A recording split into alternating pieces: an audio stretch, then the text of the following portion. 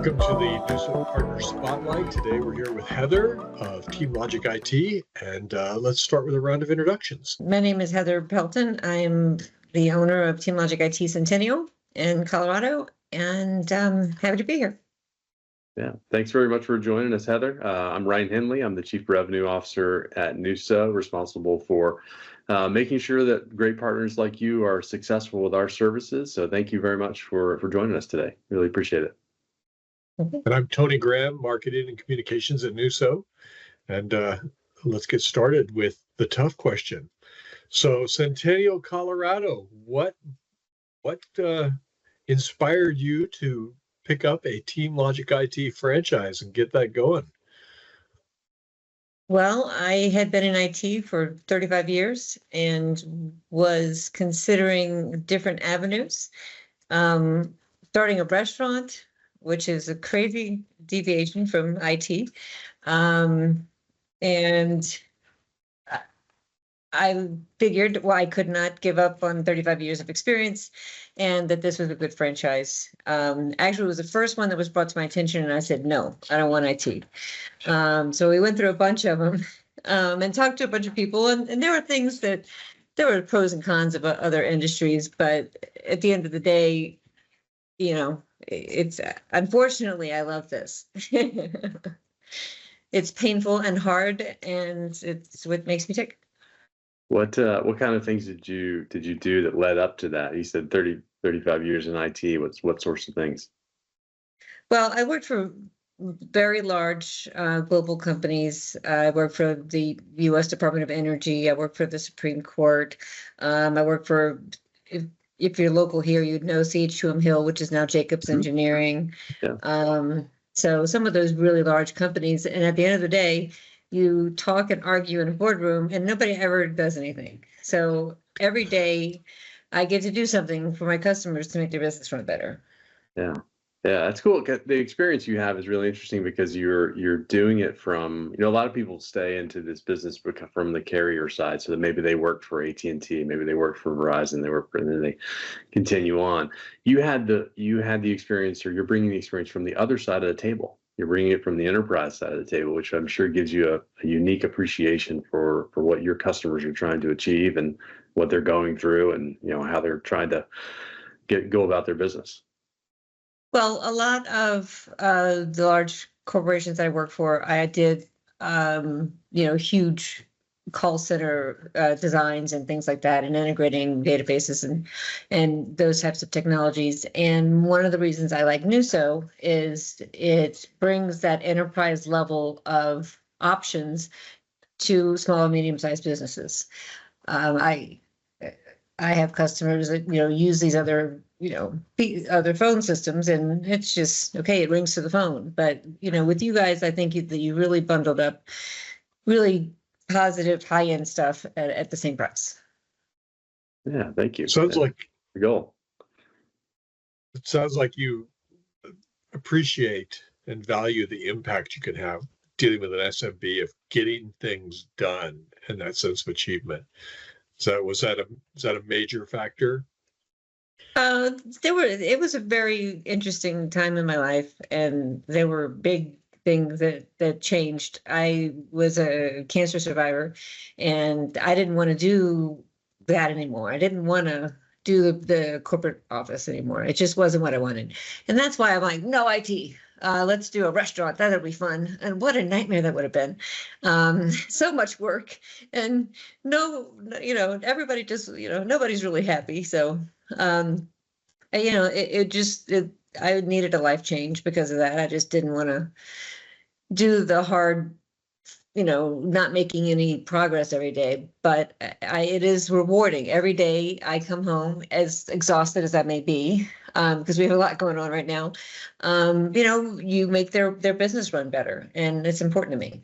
I could have made the bigger businesses run better if we ever started the project. It was talk for 2 years. And I'm like, can we just do it?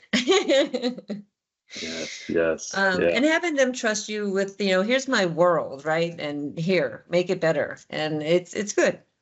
But when did you start your franchise? 3 years ago. Right after coming out of COVID. Yes, COVID was an interesting factor in all the things that we were doing too. Bringing, starting a food franchise would have been like delivery only type of stuff. We talked to a few owners. One guy started right in the middle of COVID, and he said he did great. A lot of people needed to find some money to put them in the cloud.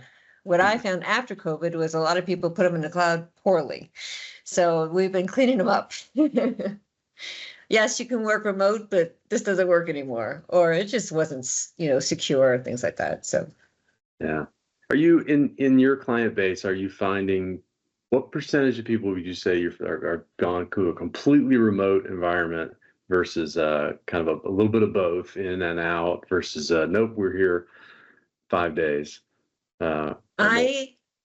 I started, most of my customers were on-prem. I haven't had anybody that was completely cloud.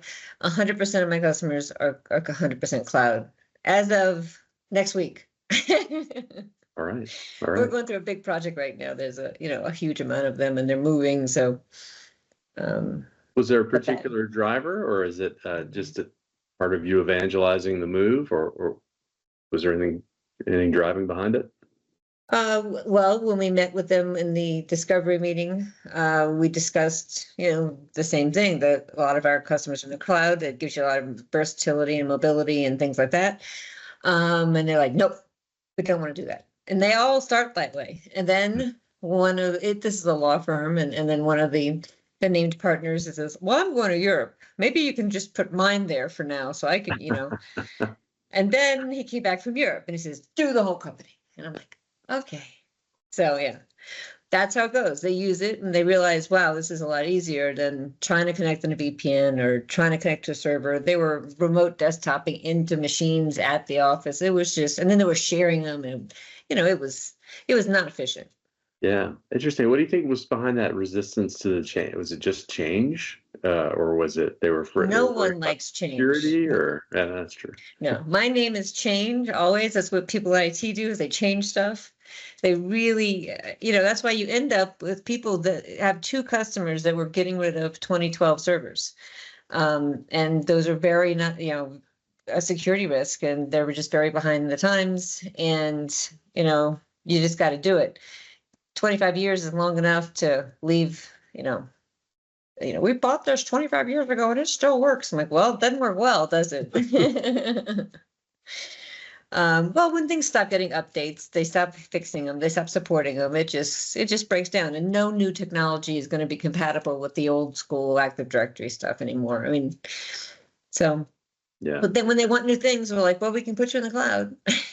So I don't really sell the cloud. It kind of sells itself, I Sells find. itself. Nice. Yeah.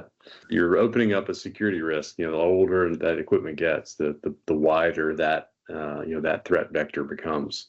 I was going to say, how often is security a driving factor in some of these decisions? A lot of times, customers, as you know, for MSPs are all over different industries. I don't have a lot of medical, which is weird because I do have a medical background.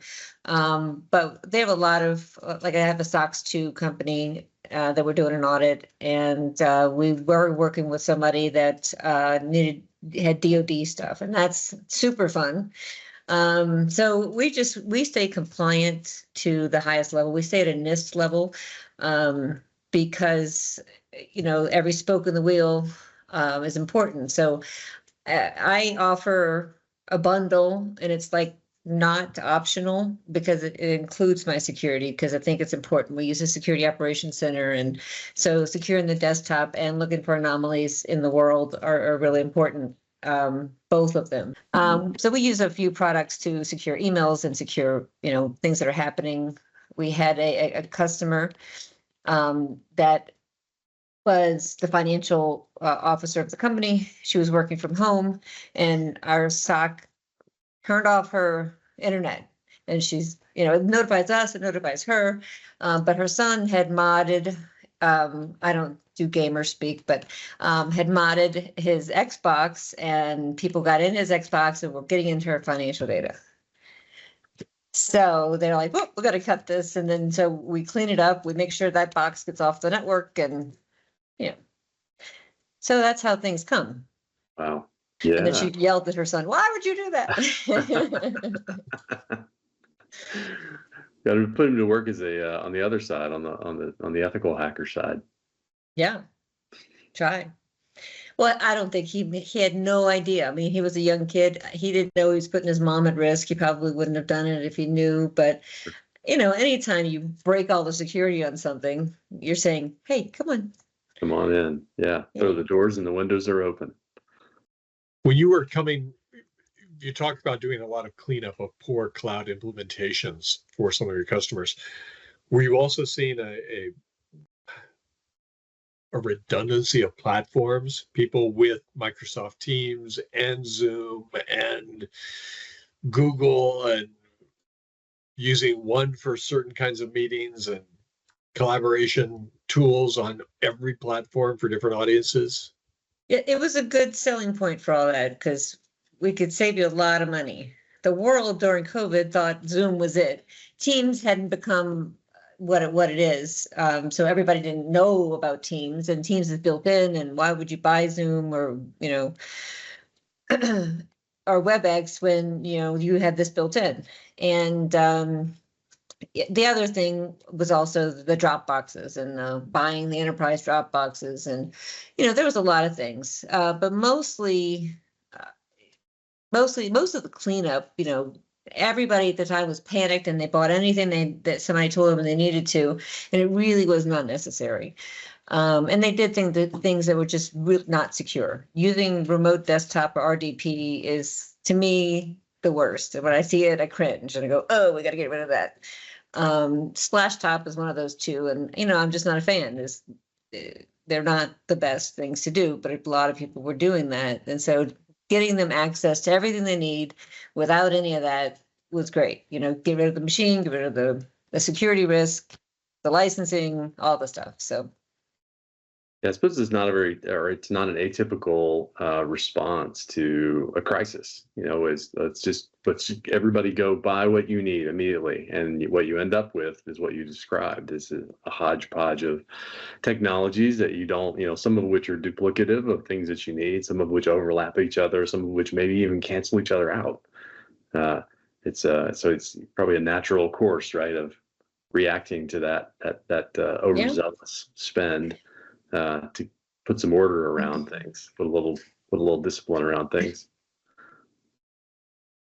My cat is upset that I took away her vision. She says, "I can't see my birds anymore. What are you doing, lady?" There's a bird feeder right here just for her to, yeah. So this is like, yeah. She's like, "Hello." And back to what you were saying, I think COVID made people scared of COVID. So they weren't even thinking about the fear of hackers, or, that wasn't their fear. Their fear was keeping my business up and not dying of COVID. Yeah. And, it was a weird, your decision-making was in a different focus. Yeah, no, it's a good point. Different priorities. So just to put ourselves in the spotlight for a moment, what was behind the decision to begin partnering with NUSO? Well, I was in IT infrastructure for 35 years, and a big part of the end of that was a lot of voice, and I wanted to get out of voice. I just wanted to get back in it. I don't like voice, but I was good at it. It was something that I liked, but I just kind of wanted to do more and expand in the MSP world that you do that. So I've done business with most of the companies out there. And I hadn't actually worked with you guys. And it might be that you're MSP focused more or what, but it's something I hadn't worked with. So I was surprised because I've worked with a lot of you. When we did our introduction, I asked questions. I was expecting no, we can't do that. Sorry, no, we can't do that. Everything I asked, it was a yes. And I'm like, all right, so I need to see, does this really work? And so we were able to do a lot of things that I was impressed that the technology was available. I'm currently working with a customer. They have two other vendors, and they're trying to combine them because they bought the company. And I'm like, this is not going to work for long, because that number is only forwarded over there. It's not really there. I can't manipulate it. And I keep saying, if I had NUSO, I could do this, right? We could make a little ACD, and all your secretaries could get different calls at different times. We could put a schedule on it. Like Vonage doesn't do that. So, it's been nice to work with you guys. If I have a potential customer, I get great response in getting a quote out, just because it's important to us as MSP owners not to underbid, and then you're stuck with a deficit. So, is this really what this is going to look like?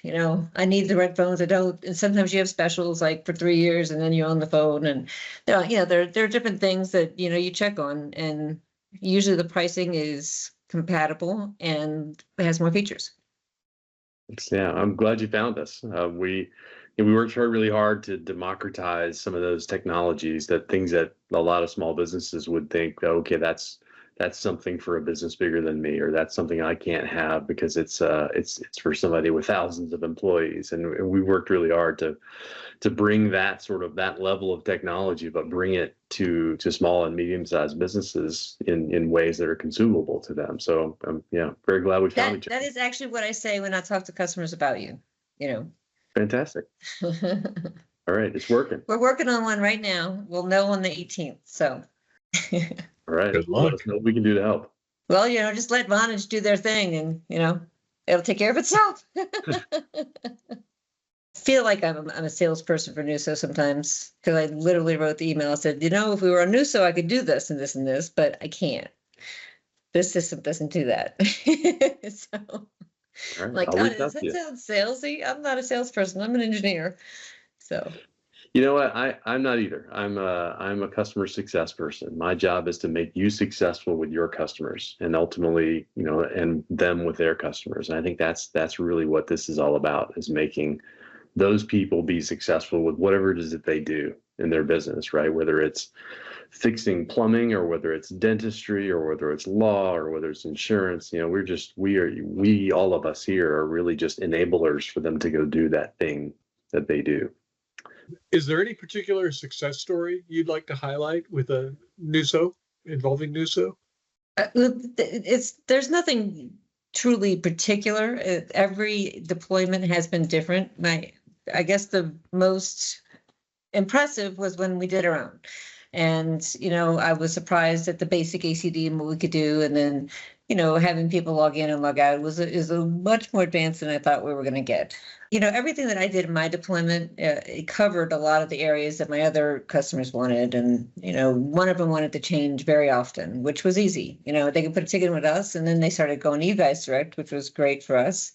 We don't want it to ring to her anymore. We want it to ring to me. All of those little changes, which, are time consuming, to do, just adding another thing to the pile, but, pretty low hanging fruit. So I think there's been solutions for a lot of items. This last one is going to be probably the best example, because we're able to do all of the things that they want me to do. They have 2 different companies that don't do half of it. And so, their wish list is, we got to move to NUSO. I can't do any of this with this customer. So being able to have the feature set and have the support to deploy is great. We were going to be in a time crunch. And so I was like, can you guys send me pre-provisioned phones, like 15 of them? They're like, yeah, sure. So, that support is good too. Awesome. We work hard every day to make sure that support is top notch. And, I think it's part of who we are and who we will continue to be as we roll forward. It's back to what I was saying before. We're just a service enabler, or a force multiplier, if you will, for those businesses, and service has got to be at the center of that. So say, from your experience, you've already, I don't know how to say it politically well, you've already run into issues with Vonage, with clients and customers having Vonage. Ring Central is the worst. The Vonage is nothing. Ring Central is, I was going to say, when you go in to talk to clients, how do you compare and contrast NUSO services to these major players that everybody's heard of? Again, feature sets is helpful. And the fact that I did a bunch of voice in my past life, I'm not, you know, a normal MSP person. I'm a person who actually made these giant, large enterprise systems. So it helps to, you know, as my customers speak, I'm already troubleshooting on how to fix them. And I know that you guys have the feature sets. I know what a struggle it is to work with the other people. And the first time they say, I waited an hour on the phone, because that's what happens for most other providers. Vonage was an hour and a half last week just to get a call forward. So, I mean, I needed that hour and a half, you know. Yeah. So Ring Central is, you know, they're more about, if you didn't buy our phones, we're not going to let you provision them. And I'm like, well, that's just not okay. You know, I mean, we have 20 phones. I don't need to buy phones. So there's a lot of other advantages. You know, well, we won't have to buy new phones. If you go to Ring Central, they have to buy their phones. Things like that. That's good to hear that the flexibility is something that we need to keep in. Yeah, part of this is us learning from you to what works, what should we keep doing, and what should we stop doing because it doesn't work. And so that flexibility is what I'm hearing come through is something that we need to make sure is continually built into what we do. What are you hearing from your customers and clients about AI? Questions, interest, fear? A lot of questions, a lot of interest, a lot of fear. Recently, one of my bigger customers was at a conference and they heard about all these terrible things with AI. I don't want my engineers using ChatGPT because I don't think it makes you stop thinking, right? You're not thinking through the process when you know, ask ChatGPT and then where were you? You don't even remember. You're just doing what someone else tells you, and it stops the thought process. Also, I put chatbots in for some of my customers, but I am really particular about AI. When I talk to an AI, I know, and it's just frustrating. Human is all people say now. Human. So it's not a success story if you hear people yelling, "I need a human now." That's not very successful indicator. I think it's got a really long way to go. I think that people, when they use it, they depend on it too much, and it doesn't have the ability to adjust for your exact situation or have a big picture of why you're asking the question, right? Because it may be the complete wrong thing to do under the circumstances. So, but all of that, the customer I told you about just said, we don't want this. People are using Grammarly and it's wrong and incorrect and all this stuff. And you know, it's definitely not to the point where, so like interactions that we have here today, you know, you can look at my face and you can tell if I understood, if I'm grasping what you're saying. And if I'm not, you can change the way you're communicating. And where maybe AI gets there someday, but it's certainly today, I type in a question, it gives me an answer, and it doesn't, and then I type a follow-up. It doesn't necessarily know, it doesn't see me, it doesn't read me, it doesn't understand that, you know, if I look off in the distance that I'm not paying attention anymore, or if I don't nod my head, then I may not be understanding and I may need to adjust the conversation. It's just there are a lot of nuances in human communication that you lose through that through that automated interface. I think it's got different applications that do work in a factory or something, or like an Amazon warehouse. I pull, I go, right? Having some intelligence doing that is fine, but they're not making decisions that are life-changing. Like people use ChatGPT for medical reasons, and like don't ever do that. Yeah, that's a good point. So one of the applications we do use it for internally is we have a feature in our network called NUSO Flex, and it basically gives you inbound redundancy on phone numbers. And it's a unique thing in the industry, but what we do is behind the scenes, we basically take a geography and we say, we know what the traffic patterns in this geography look like on a typical day-to-day. We know that at Monday at 2:00, we should see this kind of traffic patterns. And if we see any sort of deviation off of those patterns, we have the ability, or through the AI and machine learning that's acting on these things, to be able to identify that anomaly and then take that number or that set of numbers and move it to a whole different network that's not having that anomaly. So to your point, there are specific point use cases that are really, really good for that. But you know, creating a conversation may not be one of those things. When building some of these technologies and when I was making phone systems that were very large, there were, a lot of different things that I just think AI is not going to do the right thing. You really need to put your own thought of, this is the pivot point, you have to give it a yes, no, go route here. If the person's bill is past due, send them to accounts payable. If they're a big customer, play this, upsell on the hold music, things like that. But my gold standard for AI in phone systems is United Airlines. I gear everything to be like them because it works. They do the right thing and they don't overuse it. They don't force you to stay in it. So I think I actually rebooked a ticket on United once through the AI because it called me and said, your flight is canceled. Do you want another flight? And then I even remember it has, since you're familiar with it, even it has this like in the background that's it's kind of to let you know it's thinking. I'm looking. Yeah. Right. Yeah. And it knows who you are, and dipping into the database to find out who you are is, that's one of the things I'd like to do. And that personal touch of, I don't know who you are, what do you want, who are you, is how it feels on most AIs, right? This is, hey, I see you're in the middle of a flight. Do you need to change something there? And it's like, yes.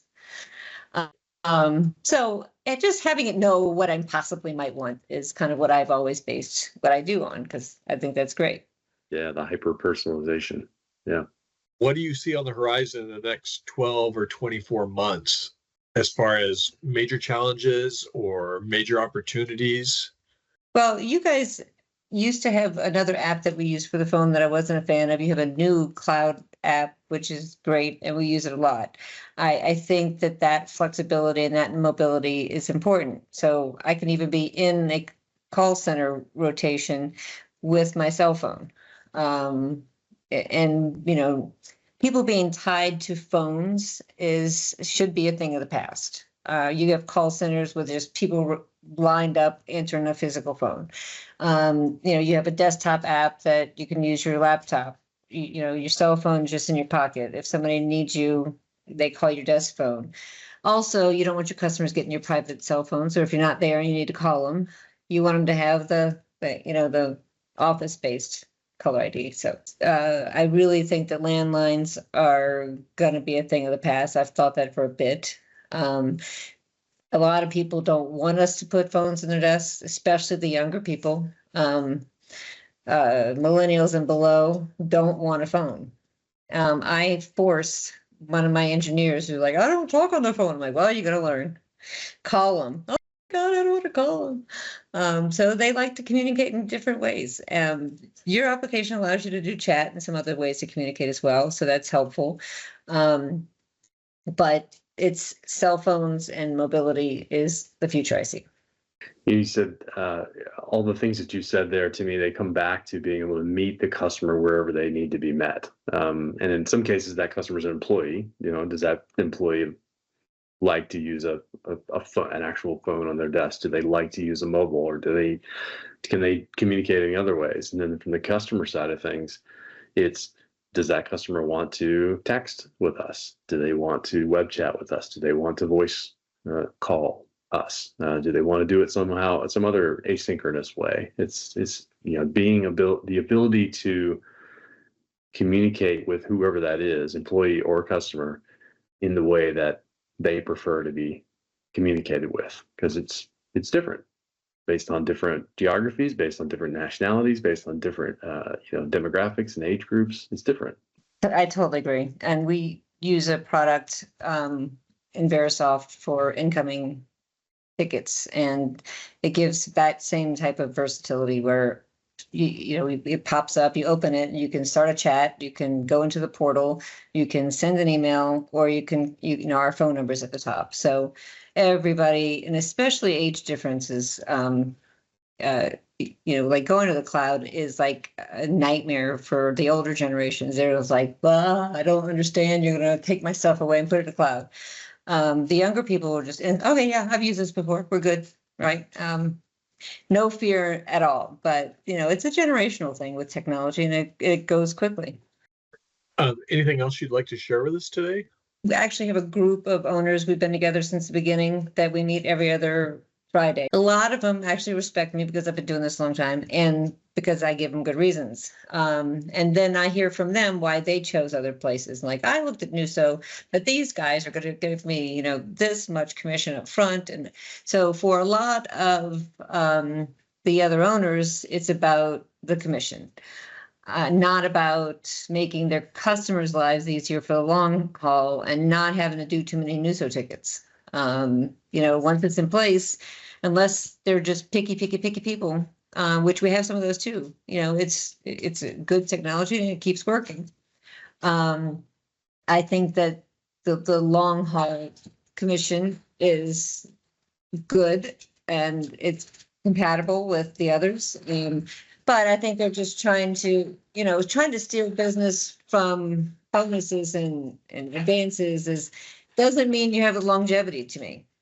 I think that giving customers the opportunity to have enterprise level systems at small, medium-sized pricing is very valuable. And it's not about the product, it's about the, you know, about the owners wanting, you know, oh, they'll give me this. I'm like, okay, what about in 2 years when you're, you know, if you look down 2 years down the road, what does it look like then? Because you're getting less every month, right? Mm-hmm. So, I mean, owners are a lot about bottom line stuff. So it's a harder sell to other owners than it is. But a couple of them did switch to NUSO because I recommended you guys. Thank you. Yeah, well, maybe we should think about a different option. Don't forget the person who recommended it. You got to come back. That's where the spiff should recording. Phil, open that recording. You can put her saying, "Don't forget the recommendation," but don't put me suggesting a big spiff model. It is recorded.